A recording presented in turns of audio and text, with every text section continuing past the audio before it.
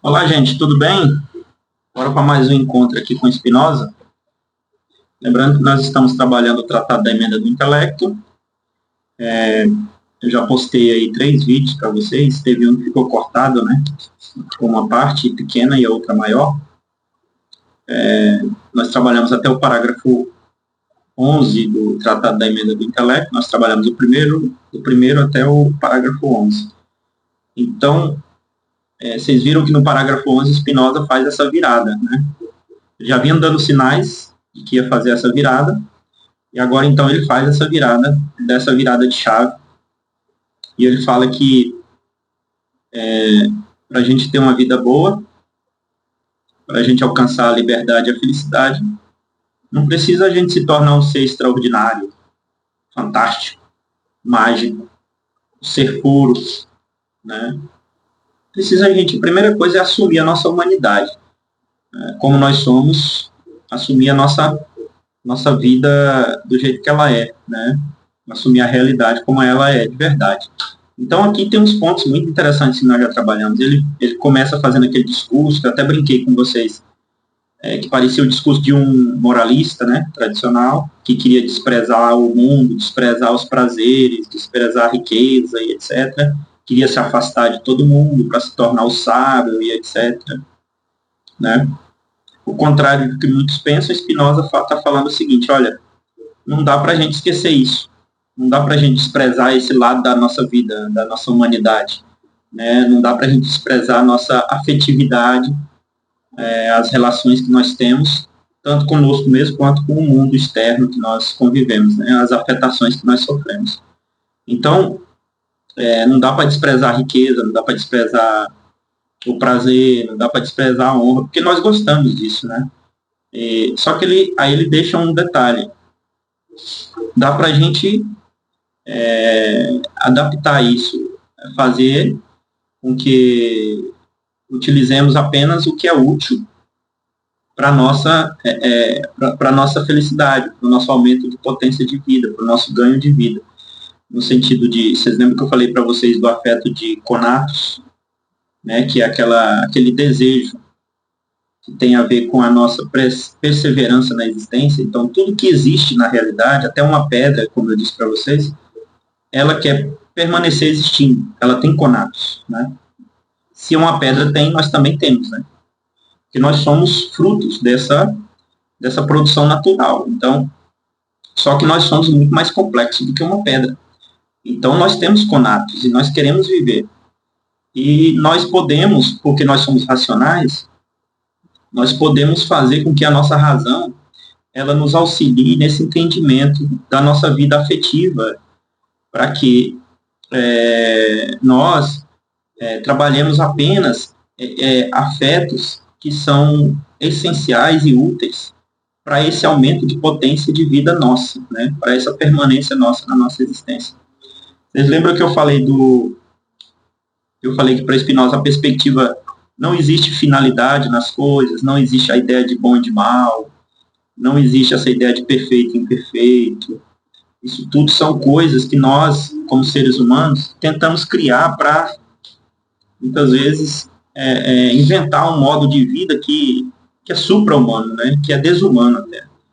Então, Spinoza ele está muito voltado para aquela ideia de que nós devemos assumir mesmo o humano como ele é, de verdade, né? Então, a ética dele é uma ética voltada para um humano de verdade, não para um humano criado como poderia se pensar uma filosofia tradicional, um humano perfeito, um humano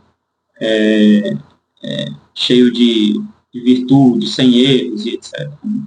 Então, para o Spinoza, nós podemos alcançar a liberdade, nós podemos ser livres, nós podemos ser eticamente bons, reconhecendo, primeiro, essas nossas, esse lado humano nosso, e reconhecendo que nós somos limitados, mas ao mesmo tempo nós podemos alcançar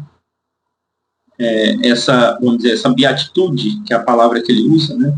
Essa liberdade, essa fruição de vida, essa alegria de vida, nós podemos alcançar isso sem precisar de subterfúgios ou de coisas que a gente inventa ou para idealizar alguém, ou para idealizar nós mesmos, ou para tentar fugir, ou para criar uma ideia de ser humano que não existe. Né? Então, no parágrafo 11 aqui, ele dá essa virada de chave, como eu disse para vocês. Né? Vou até reler o parágrafo 11, que é para que vocês entendam essa virada de chave que o Spinoza dá. Olha, ele está dizendo assim para nós, olha, o sábio de verdade é esse que entende que nós podemos utilizar o prazer, a honra e a riqueza, a afetividade humana e também a imaginação humana como arma para a nossa própria sobrevivência, para a nossa própria existência, né? E não como e não sendo escravo dessas coisas, na verdade. Olha só, ele diz no parágrafo 11, que eu li na aula passada, né? Unicamente isto eu via, que enquanto a mente voltava-se para perto desses pensamentos, que pensamentos?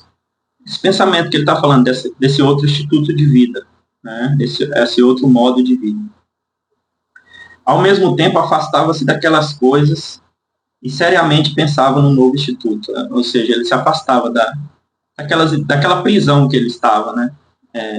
Que ele era dependente apenas da honra, da riqueza e do prazer. O que foi para mim de grande consolo, pois via que aqueles males não eram de tal condição que não aceitassem ceder a remédios, ou seja, apesar dele reconhecer que são males, né, que não nos levam a uma alegria verdadeira, a uma liberdade verdadeira, mas ele reconhece que a gente pode remediá-los, a gente pode tratá-los, né?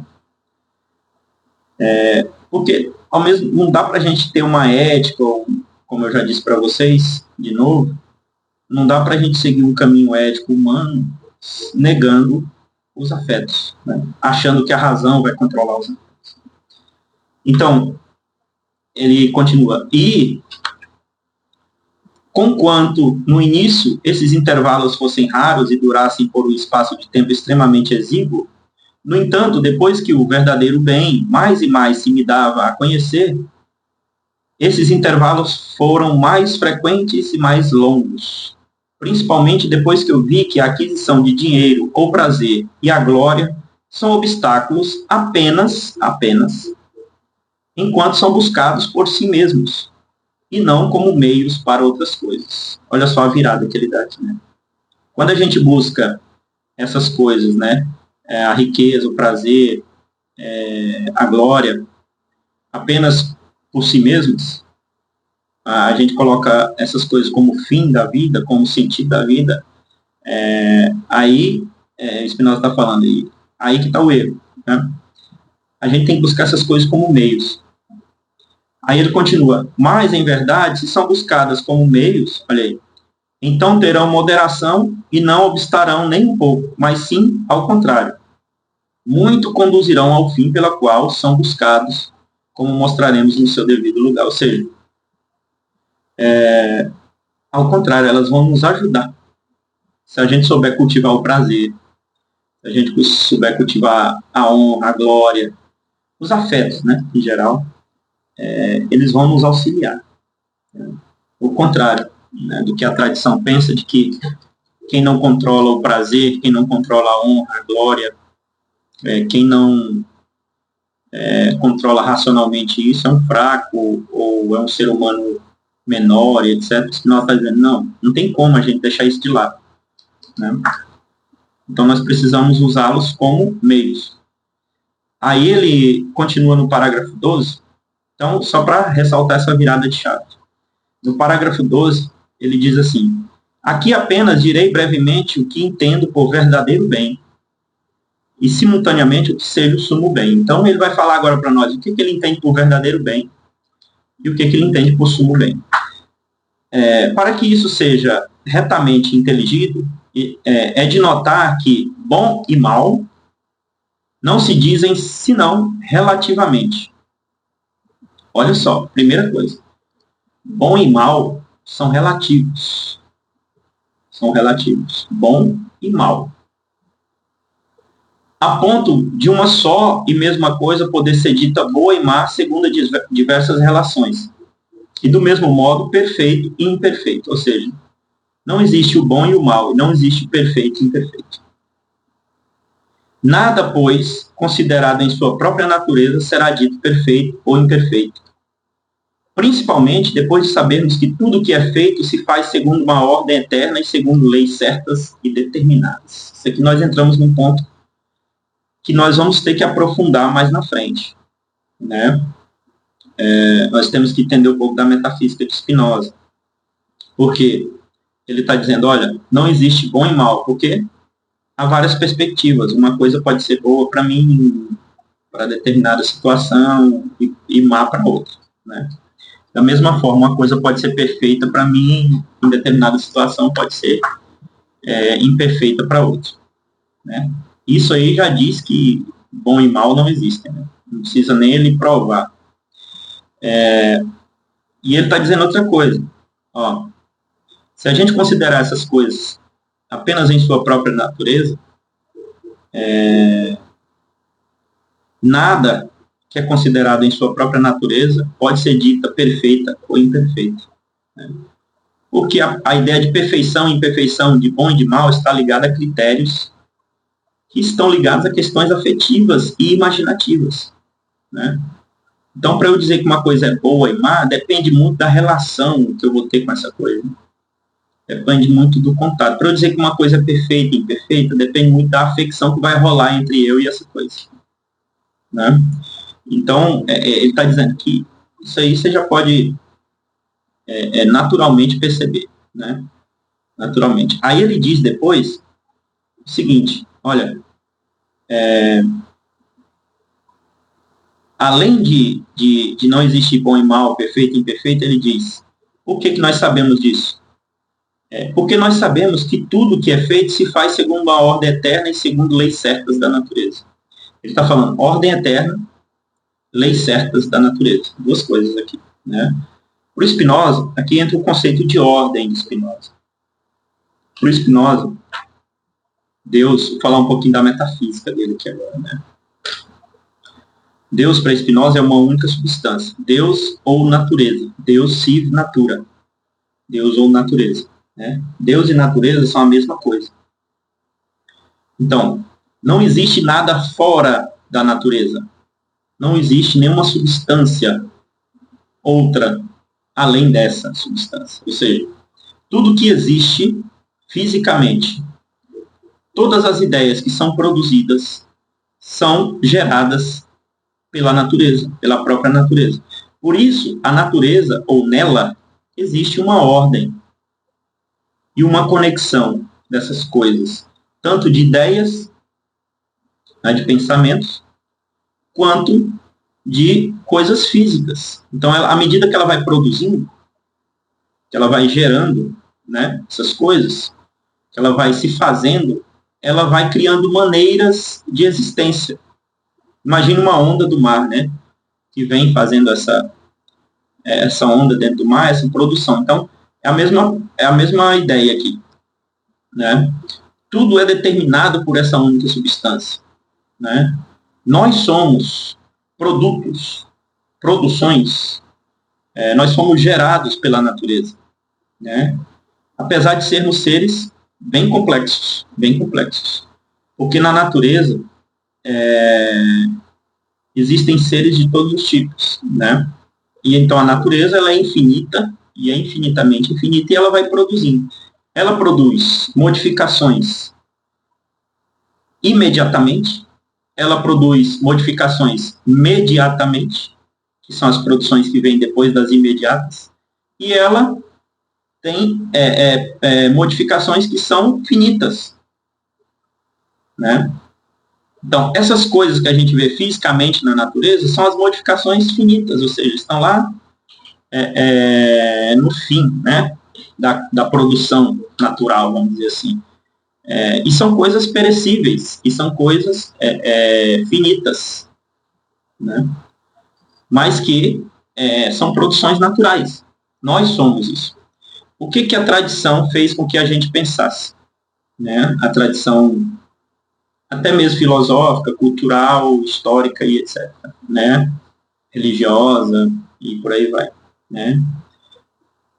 Ela fez com que nós pensássemos que nós somos seres extraordinários dentro da natureza. Se você pega a cultura judaico-cristã, né? Você pega lá o mito da criação, você vai ver que Deus criou todas as coisas do mundo, dentro da cultura judaico-cristã, e por fim criou o ser humano, e o ser humano é esse que vai dar nome às coisas, que vai gerenciar tudo, que vai ser o ser especial ali no meio daquela produção. Spinoza está dizendo, não existe nada de ser especial no meio dessa produção. Por isso que nós temos que mudar um pouco a perspectiva aqui, né? Quando ele diz, né, nesse parágrafo 12, que ele sabe que não existe perfeição e imperfeição, que não existe bom e mal, porque ele sabe que existe essa ordem eterna, e que essa ordem eterna, ela age segundo certas leis da própria natureza, que também são eternas, né?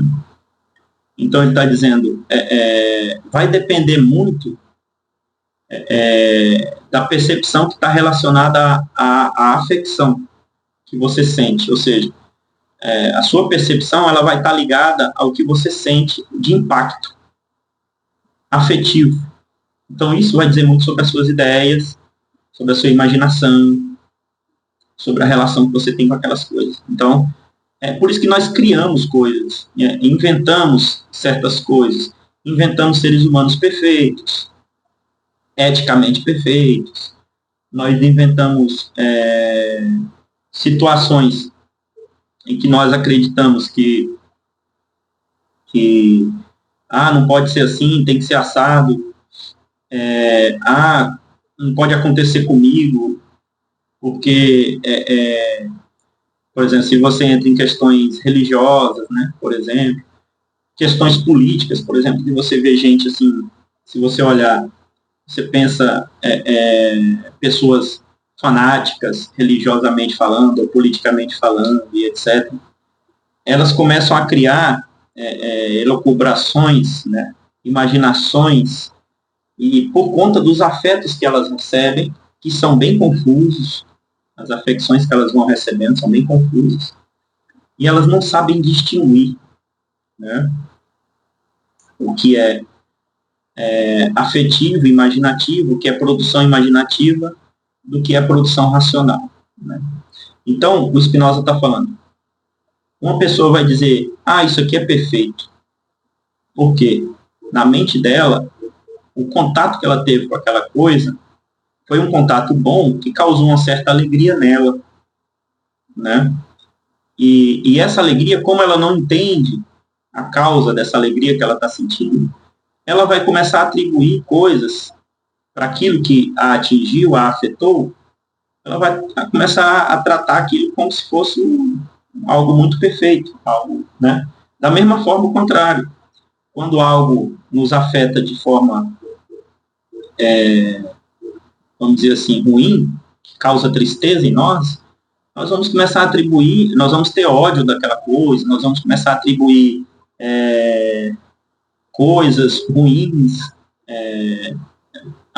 vamos começar a atribuir a nossa tristeza àquela coisa e etc., né?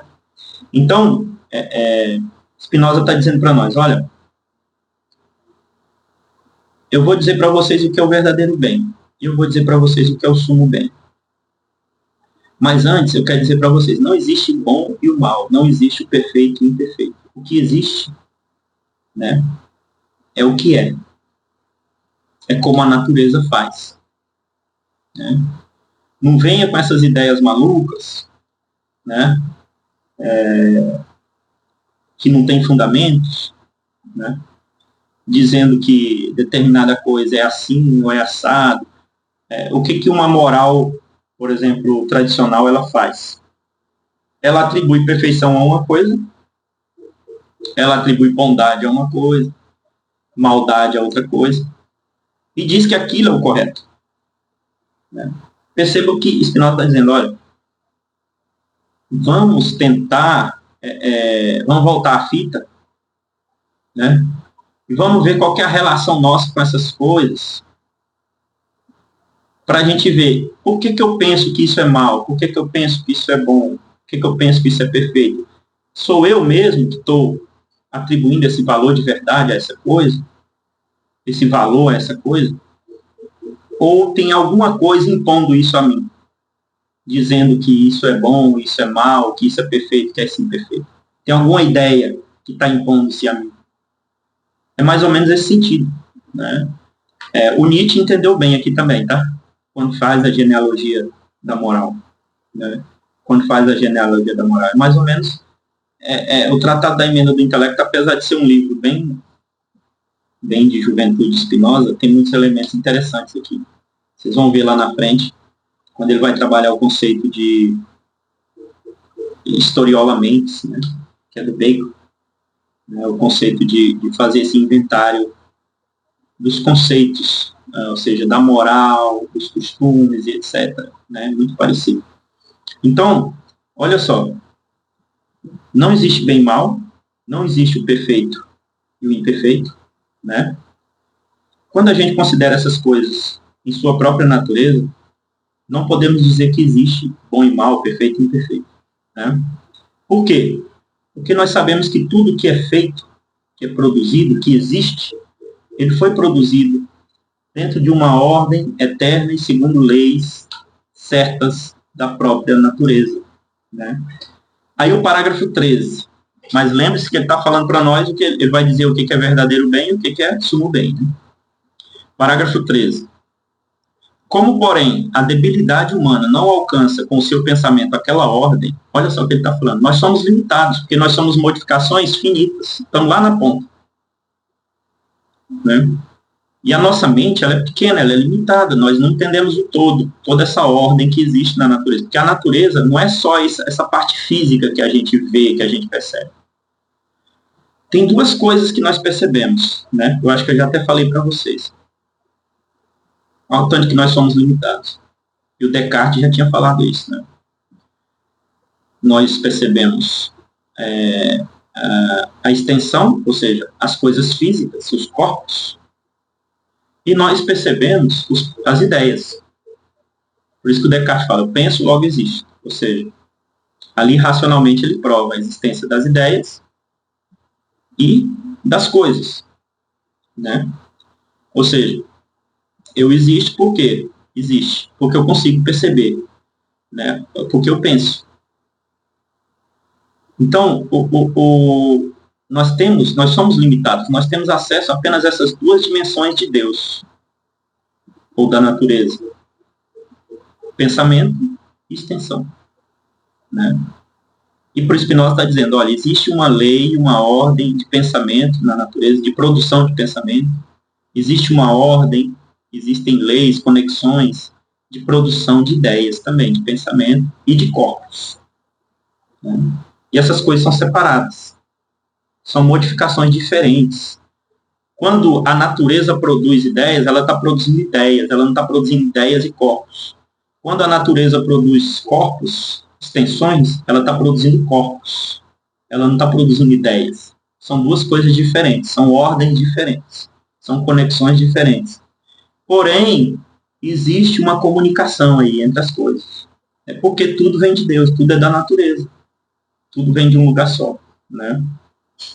Então, ele está dizendo, nós somos débeis, nós somos limitados, nós não entendemos, porque nós só temos essas duas percepções, né? O nosso pensamento, ele não alcança a ordem toda da natureza, porque na natureza existem infinitas dimensões que nós não percebemos, nós percebemos apenas duas, pensamento e corpos, extensão, né?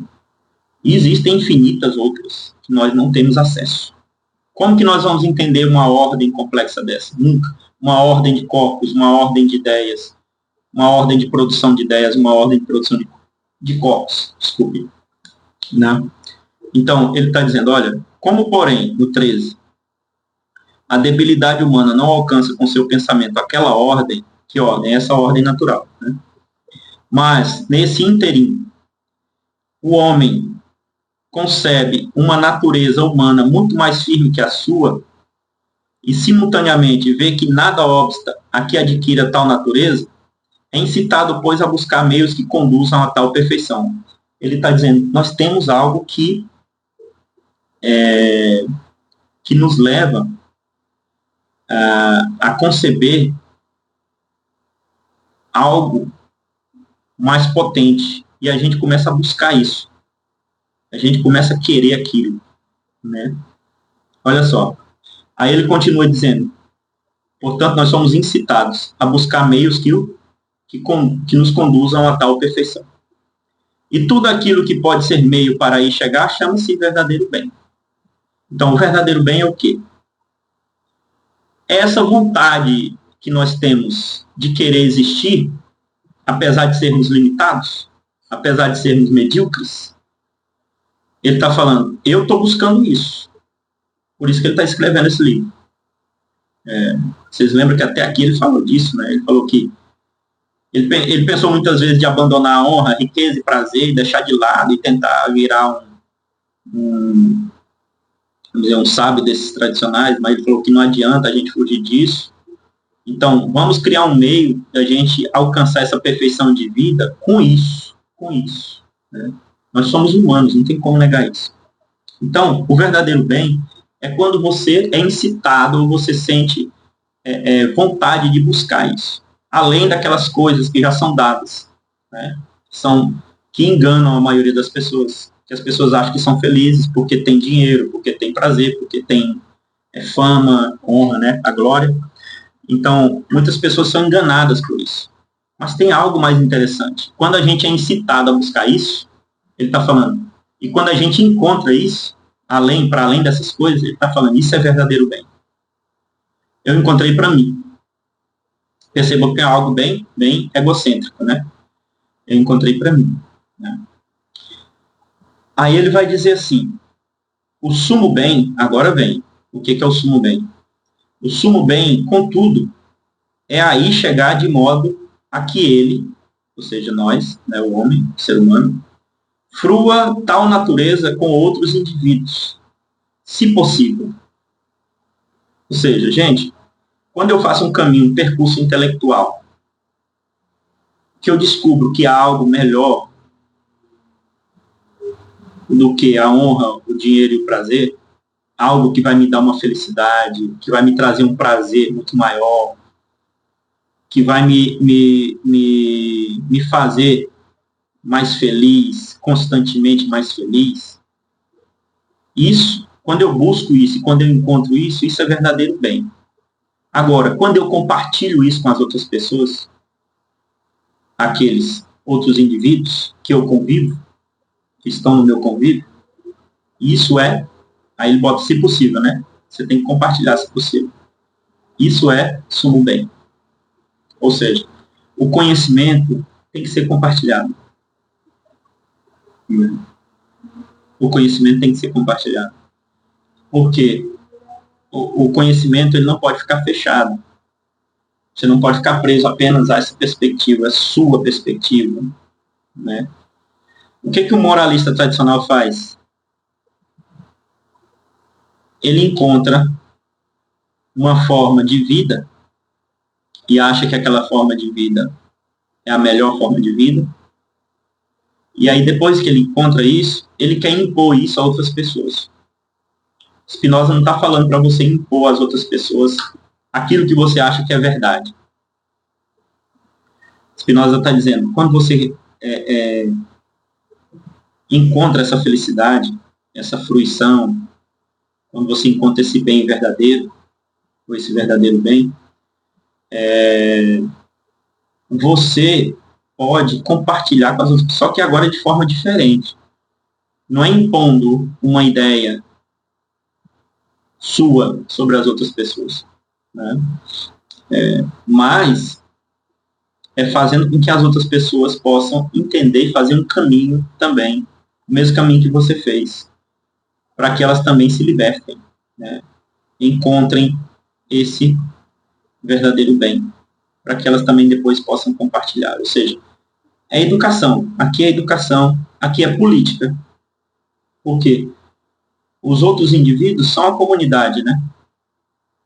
Então, é a polis, vamos dizer assim, apesar do Spinoza. Aqui é o convívio, né? Então, a política é o lugar onde a gente deveria, e a educação, deveria publicizar a educação, né? Vamos dizer assim, o conhecimento. Então, se você conhece, você precisa compartilhar isso. Isso é o sumo bem, né? Se você se libertou, você precisa ajudar a libertar os outros também, né? Mas não no sentido moralista, de imposição, mas fazer com que a pessoa entenda o percurso, e cada um vai ter um percurso. Spinoza sempre vai trabalhar a questão da singularidade, né? Cada um vai fazer o seu percurso. Não adianta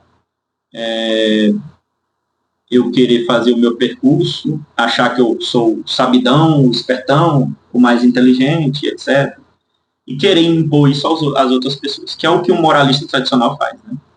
É dizer, você tem que seguir o que eu sigo, você tem que fazer o que eu faço, porque senão você não vai alcançar determinada coisa. Spinoza não está falando para você fazer isso, mas para você compartilhar, dar a dica, né? Dar a dica. Para que outras pessoas também possam, intelectualmente, começar a evoluir as suas ferramentas intelectuais, a produzir novas ferramentas intelectuais, para que elas também alcancem algo interessante, né? Isso é conhecimento, né? E é divulgação do conhecimento, comunicação, comunicabilidade, né? E ele vai dizer assim, olha, então o sumo bem, o verdadeiro bem é quando você encontra o seu caminho, e o sumo bem é quando você compartilha esse caminho, né? Ou seja, a educação, né?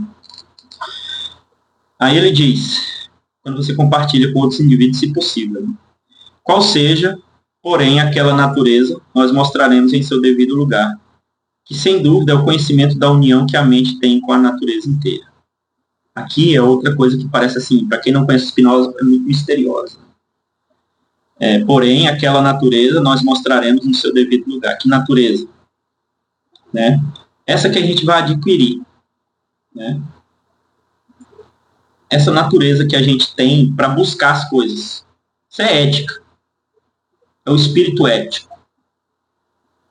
Essa nossa natureza, buscar o verdadeiro bem, buscar aquilo que está para além da futilidade da vida, vamos dizer assim, né? Dos prazeres, das honras, das riquezas, né? Então, ele diz que vai mostrar isso em outro lugar. Mostraremos em seu devido lugar. Que lugar é esse? Esse aqui, ó. A ética. Tá? Aqui ele vai fazer o percurso.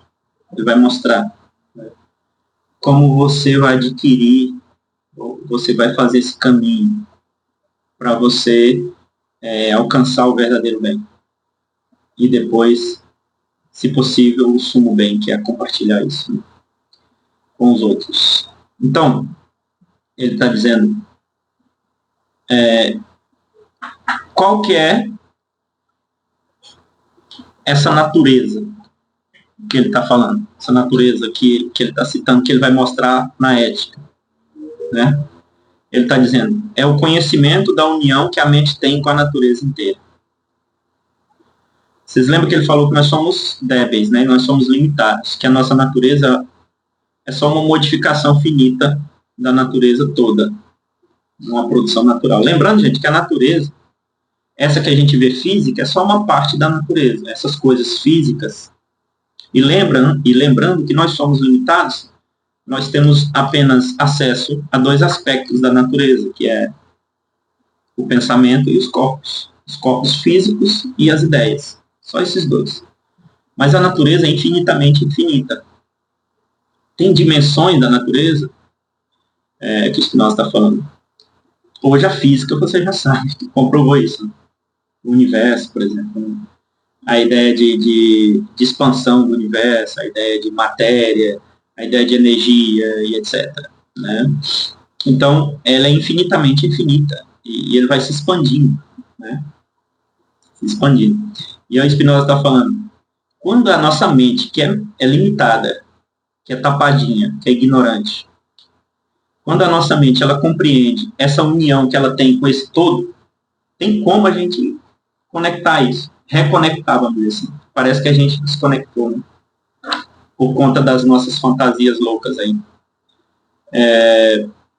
Tem como a gente entender esse funcionamento e tem como, apesar de sermos limitados, tem como a gente entender ou a gente conhecer essa união da nossa mente com a mente de Deus. Vamos dizer assim. Uma linguagem bem poética, né? A nossa mente com a mente da natureza inteira. Tem como. A nossa mente. Tem como a gente compreender isso. É isso que ele está dizendo, olha, essa natureza, aquela natureza que nós devemos, que nos incita a buscar essa liberdade, essa perfeição, esse verdadeiro bem, esse bem viver, é quando a gente chega nesse nível de entender que a nossa mente tem uma ligação, né? Tem uma união com a natureza toda. Aí a gente percebe muitas coisas. A gente percebe que nós não somos seres especiais dentro da natureza, né? Que nós não somos, como fosse assim, uma espécie. Eu não sou diferente de uma formiga, de uma pedra, de uma árvore. Eu não sou diferente de uma qualquer produção física, porque tudo que existe na natureza tem mente e tem corpo, tem ideias. Uma pedra tem mente. Essa mesa tem mente. Os corpos que compõem essa mesa têm mente. É outra coisa muito interessante do Spinoza, que lá na frente nós vamos trabalhar, essa noção de corpo. O Spinoza não pensa o corpo como Aristóteles dizia, que tudo que existe na natureza, as substâncias que existem, Aristóteles vai dizer, esse lápis é uma substância. Por que ele é uma substância? Porque ele tem 4 causas principais aqui. Ele tem matéria e tem forma. Se tiver matéria e forma, essas 2 causas, é uma substância. Qual a matéria desse lápis? É madeira. Qual a forma dele? Ele é um cilindro, né? Então, tem matéria e tem forma, esse lápis é uma substância. Eu sou uma substância. Essa caneta é uma substância. Esse celular é uma substância, né? Esse mouse é uma substância. Tem matéria e tem forma. Tem a teoria das 4 causas de Aristóteles, né? Para a gente fazer ciência, qualquer coisa, para a gente estudar, ela teria que ter essas 4 causas, né? Teria que ter matéria, forma, teria que ter a causa eficiente, que é a causa que gerou aquilo, e a causa final, que é a finalidade, ou seja, esse lápis ele tem essas 4 causas, né? Ele tem a matéria, que é a madeira, ele tem a forma do cilindro, ele tem a causa eficiente. Quem produziu qual foi a causa que causou esse lápis? Foi a Faber-Castell, né? É a causa desse lápis aqui existir. Então, ela é a causa eficiente do lápis, a Faber-Castell. E qual a finalidade do lápis? Escrever. Né? Então, se tem essas 4 causas, ela pode ser estudada pela ciência, né? Segundo Aristóteles. Spinoza está dizendo o seguinte, a ideia de corpo, por Spinoza, primeiro, só existe uma única substância, que é Deus. As outras coisas não são substâncias. Nós não somos substâncias. Esse lápis não é substância. Essa mesa não é substância. Né? São corpos que estão unidos. Esse lápis possui milhões de corpos unidos. Né? Centenas, dezenas, milhões de corpos. O meu corpo tem milhões de corpos aqui. Tanto que eu tomo água, outros corpos entram, minhas células mortas vão saindo do corpo, outros corpos saem, né? Eu como uma comida, outros corpos entram, reestruturam a organização corporal, porque é um jogo, né? O corpo, para Spinoza, é um jogo de forças, e todos os corpos, eles têm mente também, né? Então imagina vocês, nós somos compostos por milhões de corpos. Esses corpos estão sofrendo afetações externas. E estão jogando aqui dentro, estão degladiando também aqui dentro. Para manter essa forma, chamada divino, professor divino. Né? Então, o Spinoza usa até uma linguagem física para isso. Ele fala que é a proporção de movimento e de repouso. Estão na mesma proporção de movimento e de repouso. Se isso aqui desequilibra, o corpo é destruído. Né? O que é a destruição de um corpo? É quando um corpo que está aqui jogando, ele tenta ser hegemônico, ele tenta controlar os outros corpos. Isso eu estou falando tanto fisicamente quanto psicologicamente. Tanto de ideias quanto de corpos. Né? Então, quando um corpo tenta hegemonicamente dominar os outros corpos, o corpo morre. Ou a forma, não o corpo, mas a forma que existia, ela é destruída. Né? Por exemplo, se a gente pega um câncer. O que é um câncer? É um corpo que é estranho aos corpos que estão jogando aqui. Né? Aos corpos que estão jogando aqui. Porque ele tenta controlar e dominar todo o corpo. E ele vai tomando de conta. Né? É uma célula que não está jogando o mesmo jogo. Que não está na mesma proporção de movimento de repouso, vamos dizer assim. Igual a Spinoza diria. Né? Então ele vai destruir esse corpo aqui. Isso aqui é uma multidão de corpos. É uma multidão de corpos que estão jogando esse jogo. E esse jogo está indo bem, até certo ponto. Até o momento que eu encontro um outro corpo que pode me destruir. Se eu comer uma comida estragada, se eu comer tomar um veneno, isso aí pode me destruir. São corpos que vão entrar e vão me destruir. Então o Spinoza está falando, isso é jogo de força, é jogo da natureza. Né? É jogo natural.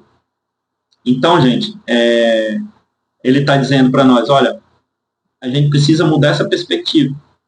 Né? Mudar essa perspectiva. Todos os corpos têm mente. Então, quando eu sou atingido por outros corpos, a todo momento eu respirei. Milhões de corpos entraram aqui agora, pelo ar.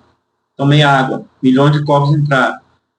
Se determinado corpo entrar aqui e quiser acabar com essa harmonia, vamos dizer assim, esse jogo que está rolando aqui, ele pode me destruir. Pode me destruir. E nós tendemos, aí vem o conceito de conatos. A tendência de tudo que existe na natureza é permanecer existindo, permanecer vivo, é ter potência de vida. Né? Por isso que Spinoza está trabalhando isso para dizer, olha, nós precisamos entender o jogo dos afetos para a gente poder utilizar esses afetos a nosso favor, para a gente fazer experiências boas que aumentem a nossa potência de vida, que não destrua o nosso corpo, a nossa forma, vamos dizer, né, corporal, desse jogo que está rolando aqui, chamado de vida. Né? Então eu tenho que fazer de tudo para isso. Né? Eu vou fazer de tudo, eu vou lutar com todas as minhas forças para eu alcançar isso. Por isso que ele está falando, a gente tem que ir para além da honra, da riqueza e do prazer, dessas paixões. A gente tem que ir além disso, porque isso daí não ajuda. Ela te dá uma alegria, pode te proporcionar um prazer, um trem bom ali no momento, mas isso não vai te ajudar a ganhar potência de vida. A produção de vida mesmo, de verdade. Né? É isso que o Spinoza está falando. Isso é verdadeiro bem, é você buscar isso. Busca isso. Procura isso. Né? E depois que você encontrar, compartilha se for possível. Né? Compartilha se for possível. Isso é sumo bem. Então, quando a gente entende que a nossa mente, apesar de ser particular, singular, isso aqui são milhões de corpos que estão jogando. E eles estão em uma conexão de corpos e de ideias também. E tem as ideias aqui. Perceba um detalhe aqui, gente. É muito interessante. Isso aqui é muito legal para os dias de hoje. Quanto mais múltiplo é um corpo, quanto mais complexo é um corpo, mais potente ele é. Mais forte ele é. Mais vivo ele é. Por exemplo, se eu faço... Por exemplo, vamos dizer que eu sou fraco. Eu não consigo batalhar com outra pessoa. Mas eu faço uma aliança com outras pessoas para que essa outra pessoa não me destrua. Estou usando uma linguagem assim meio social, né? E bruta para exemplificar. Aqueles outros corpos também agora vão fazer parte. É como se acoplasse ao meu corpo. Que eu ganhei aliados. Se eu ganhei esses aliados para que a minha existência seja preservada, para que eu permaneça vivo e existindo, bacana, legal. Isso é ética para Spinoza. Isso é ética para Spinoza. Olha só a perspectiva ética, né, de Spinoza. Tem muito a ver com a questão afetiva.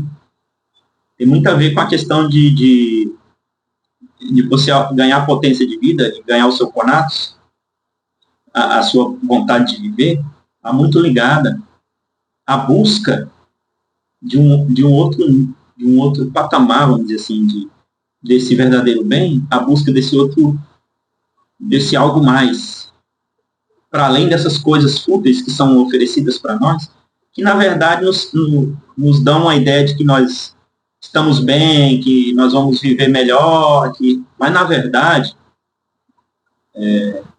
nós não estamos ganhando potência de vida, nós não estamos nos fortalecendo, né? Pelo contrário, estamos nos enfraquecendo.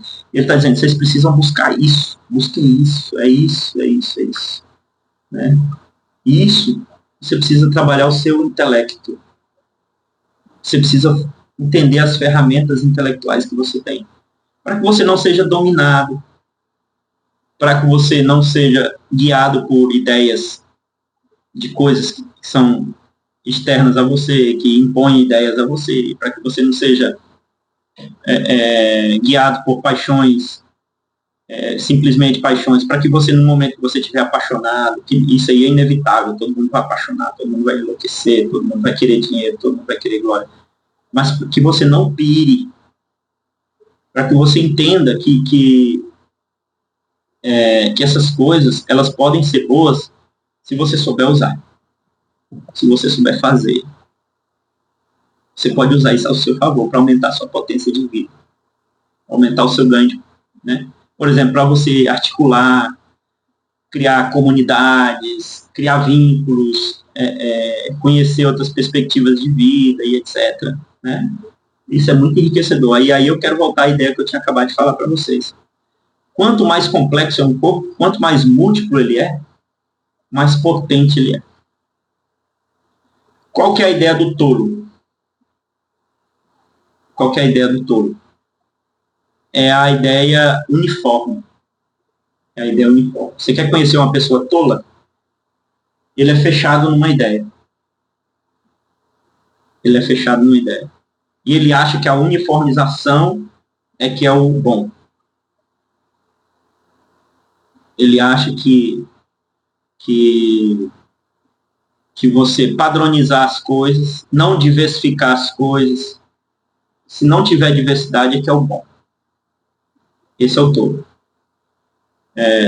Na perspectiva spinozana. Por quê?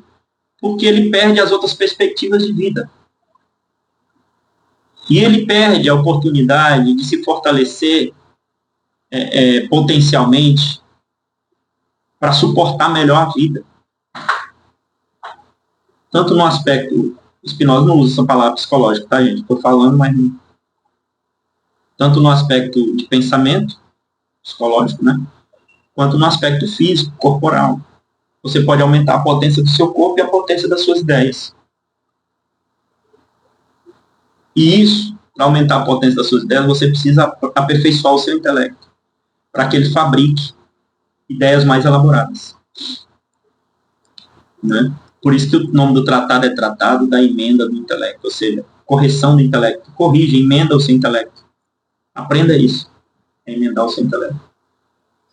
Né? Então, um corpo complexo é um corpo mais difícil de ser destruído. Pega uma floresta. Floresta amazônica. Floresta amazônica é complexa. Ela tem milhões, centenas, milhões de espécies que convivem numa harmonia. Se você pegar uma outra floresta de um outro país, vamos dizer que só tem um tipo de árvore ou um tipo de pássaro, ela é muito mais fácil de ser destruída. É o corpo. Né? É a mesma ideia. Por isso que Spinoza vai transportar essa ideia para a política também. Né? O mais natural do regime é o regime democrático. Por quê? Porque a democracia comporta a complexidade. A tirania não.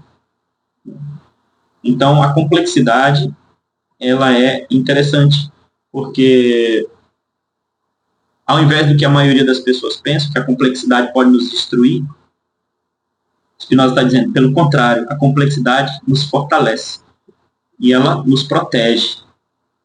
Então, aceitar o diferente, aceitar a complexidade da vida, todos os aspectos, não se fechar numa moral quadrada, que achar que isso é bom, isso é mal, isso é perfeito, isso é imperfeito. Não se fechar dentro de uma moral assim, é o contrário, isso que nós está falando. Ó. Se você não se fechar dentro de uma moral assim, você vai ganhar muito mais potência de vida. Você vai ser muito mais complexo e muito mais poderoso, assim, de sentido, muito mais potente. Né? A sua forma vai resistir muito mais. Por isso que nós somos mais... Nosso corpo é muito complexo, né? Nós temos, ele vai dizer, nós temos partes moles, partes duras, nós temos fluidos, né? Os corpos que compõem esse corpo aqui, essa forma, né? São moles, duros, fluidos e etc.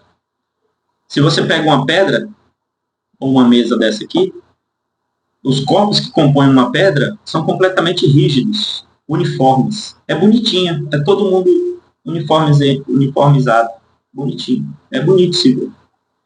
Só que se eu pegar uma marreta ou um martelo e bater na pedra, ela vai ser destruída. Se eu bater um martelo no meu braço, ele vai quebrar só essa parte aqui. E o meu corpo vai continuar vivo, vai continuar existindo. A pedra não. Ela vai ser completamente destruída. O que eu estou dizendo com esse exemplo? Quanto mais rígido é um corpo, quanto menos complexo é um corpo, quanto mais fechado em suas ideologias, quanto mais fechado nas suas paranoias, mais fácil de ser destruído. Quanto mais complexo for um corpo, ou os corpos que compõem essa forma aqui, menos fácil será de destruir esse corpo. É muito mais complicado destruir um corpo desse. Né?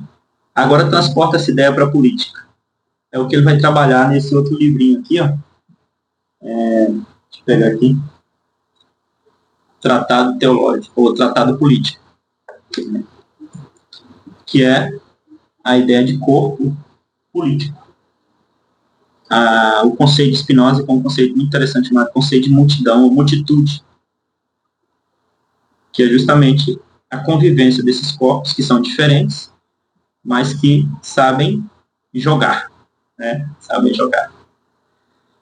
Então, gente, olha só, quando a gente entende que a nossa mente, apesar de ser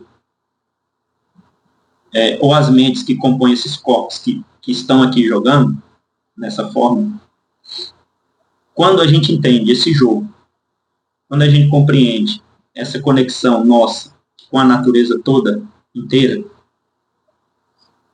a gente se liberta. É isso que o Spinoza está falando. E a gente precisa buscar isso. A gente precisa buscar esse entendimento. Aí eu vou terminar aqui agora, porque já estão quase 1 hora de aula, né? 53 minutos. Eu vou terminar com o parágrafo 14. Ele vai dizer assim, olha, aqui está, então, o fim ao qual tendo a saber. Então, aonde que ele pretende chegar? Adquirir tal natureza e esforçar-me para que muitos a adquiram comigo. Ou seja, eu vou atrás. Eu vou buscar. Se você quiser vir junto comigo, pode vir.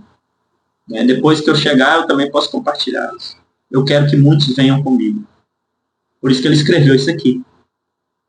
Porque ele está querendo que muitos venham com ele. Que muitos entendam que tem algo mais interessante. Né?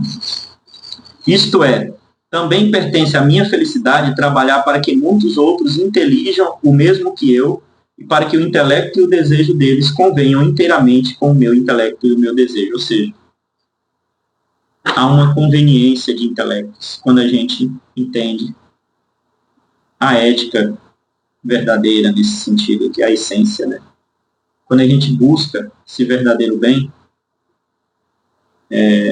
quando todos buscam isso, tem como a gente compartilhar isso e viver juntos. Isso. É Spinoza está falando. isso vai convergir com a minha felicidade, vai convergir com a sua felicidade. O meu intelecto, as minhas ideias, vão convergir com as suas ideias. Né? O meu desejo também vai convergir com o seu desejo. E para que isso se faça, é necessário, em primeiro lugar, olha só, aí ele vai começar um outro trajeto aqui agora, né? Para que esse caminho seja feito, né? Vamos, em primeiro lugar, fazer o quê? É necessário, em primeiro lugar, inteligir sobre a natureza somente o quanto é suficiente para adquirir tal natureza. Ou seja, não vamos complexificar a coisa demais, não. Vamos adquirir o que é suficiente para a gente adquirir essa natureza. Depois a gente vai dando os passos. Né? Segundo, em seguida, formar tal sociedade. Ou seja, depois que eu adquiri essa natureza, eu, particular, singular, aqui, divino, adquiri isso, eu vou me esforçar para que outros também adquiram essa natureza. Aí eu vou formar a sociedade, formar tal sociedade a qual há de ser desejada tanto para que muitos aí cheguem, quanto facílima e seguramente. Ou seja, quando eu alcançar isso, eu quero que muitos alcancem comigo. E aí eu vou compartilhar isso. Né? E aí a gente constrói uma sociedade. Aí vem a política. Né? Em terceiro, parágrafo 15 já. Tá? Em terceiro lugar, há que se dedicar trabalho à filosofia moral, bem como à doutrina da educação das crianças. E porque a saúde não é menor para que aquele fim seja conseguido, deve-se, em quarto lugar, compor uma medicina inteira. E porque pela arte muitas coisas que são difíceis são tornadas fáceis. E por meio dela podemos lucrar na vida também muito de tempo e de comunidade. Por isso, em quinto lugar, a mecânica, de modo algum, deve ser desprezada. Então, olha só. Em primeiro lugar, ele colocou, nós precisamos buscar só o necessário para a gente adquirir o verdadeiro bem. Depois, a gente tem que viver em sociedade, compartilhar essa descoberta com outras pessoas, para que outras pessoas também vivam o que eu consegui viver. Essa é a sociedade. Em terceiro lugar, nós temos que nos dedicar ao trabalho da filosofia moral, da ética. Trabalhar a ética. E tem uma coisa interessante, ele fala, doutrina da educação das crianças. Ou seja, nós temos que educar as crianças dentro dessa perspectiva. Né? Dentro dessa perspectiva. E ainda ele diz, olha, da filosofia, trabalhar a ética, a educação das crianças e a saúde. Olha só, nós temos que buscar melhorar a saúde. Né? E aí ele diz, não, a saúde ele vai dizer na quarta perspectiva, né? Porque a saúde, então, na terceira perspectiva ele vai trabalhar a filosofia moral, que é a ética, e a educação das crianças. Depois ele diz, porque não é menos importante a saúde, nós temos que, em quarto lugar, compor uma medicina inteira. Porque, pela arte, muitas coisas que são difíceis são tornadas fáceis. Ou seja, nós temos que compor a ciência aqui, né? A saúde, trazer isso para a nossa vida, para que a gente facilite, né? A chegada de outras pessoas também nesse mesmo trajeto, nesse mesmo lugar que nós chegamos. Por isso, em quinto lugar, ele vai dizer a mecânica, de modo algum deve ser desprezado, ou seja, nós devemos estudar, nós devemos valorizar, só retomando, buscar só o necessário para a gente alcançar o verdadeiro bem, buscar depois, em segundo lugar, viver em sociedade, a formar essa sociedade que nós desejamos, que é o compartilhar, né, que é o sumo bem. Terceiro lugar, trabalhar a ética, filosofia moral, e trabalhar a doutrina da educação das crianças, ou seja, nós devemos educar as crianças. Em quarto lugar, a medicina, a saúde, criar essa medicina, uma medicina inteira, que ele chama, né? Aí ele diz, porque pela arte muitas coisas muitas coisas que são difíceis são tornadas fáceis. Ou seja, o que é a arte? A arte é a técnica, nesse sentido aqui, tá? Não é a arte de artista, não. Tá? Mas de técnica. Aqui é o sentido grego da palavra. Tá? Pela técnica. Nós precisamos da técnica, da medicina, né? Para cuidar da saúde. E também na mecânica, né? Que não pode ser desprezado. Então, vou parar aqui no parágrafo 15. Aí, no próximo vídeo, nós vamos trabalhar o parágrafo a partir do 16, que agora ele vai falar o que nós devemos fazer antes de fazer essas coisas que eu acabei de citar para vocês, o que nós devemos fazer. Né? Para a gente chegar nesse nível aí de buscar o verdadeiro bem, de buscar o sumo bem, de trabalhar a filosofia moral, a educação das crianças, a medicina e a mecânica, antes de tudo a gente precisa trabalhar uma coisa muito interessante, que é o nosso intelecto. Aqui vai começar a ideia de remediar o intelecto. Tá bom? Então, no próximo vídeo, eu vou trabalhar com vocês essa noção de remediar o intelecto. Obrigado, um abraço para vocês.